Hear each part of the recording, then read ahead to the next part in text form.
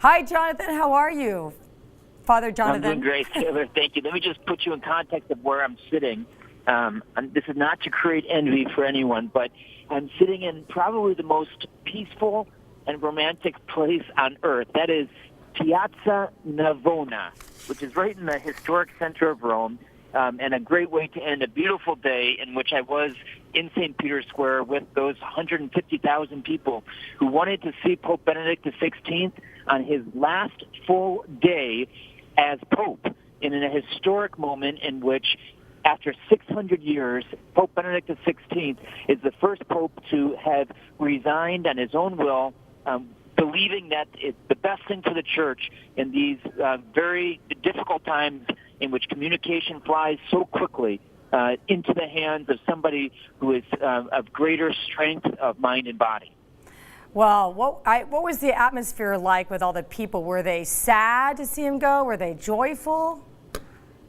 You know, it's a great question. My own sentiments were sad to see somebody who is like your spiritual father, right? Mm-hmm. Going through hard times. You can tell that he's obviously weak. He's 85 years old.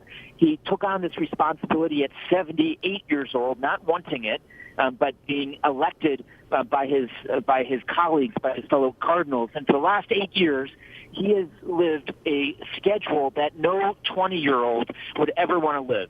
And the fact that he has decided, as part of his own legacy, I believe, to step down, to give up power, to say, I am willing to change my life completely and to go and to live really as a monk.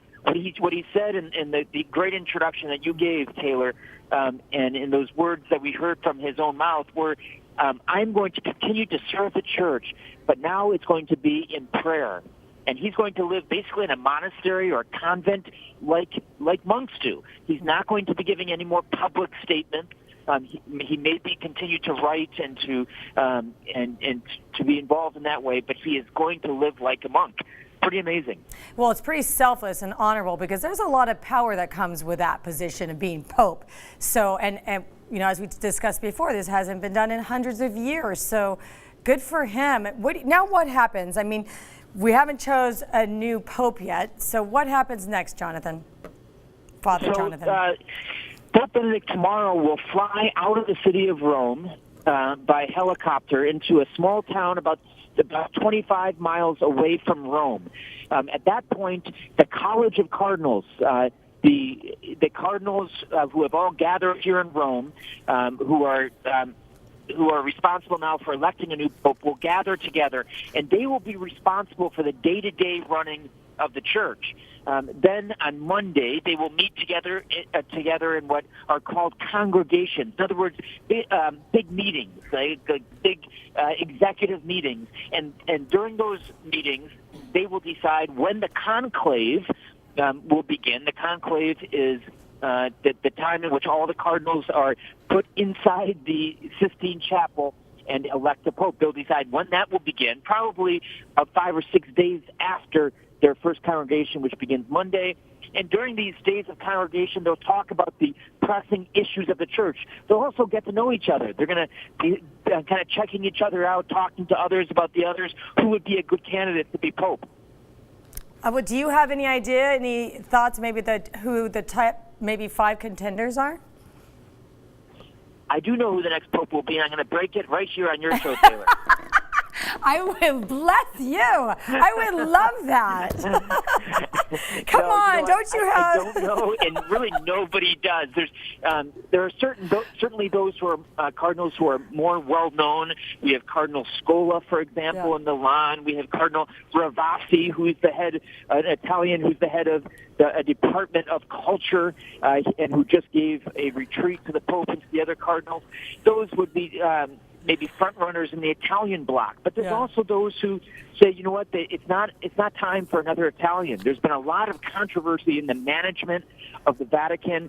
We have that famous Butler Vati leaks story, and the Italians, who are the majority here in the Curia in Rome, are blamed for that, and I believe rightly so, at least some of them.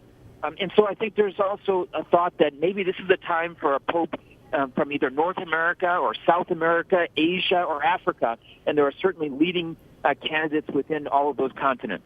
Well, it's very exciting times, very exciting times. Tell the viewers what time it is right now and how wonderful you are to call into prime time.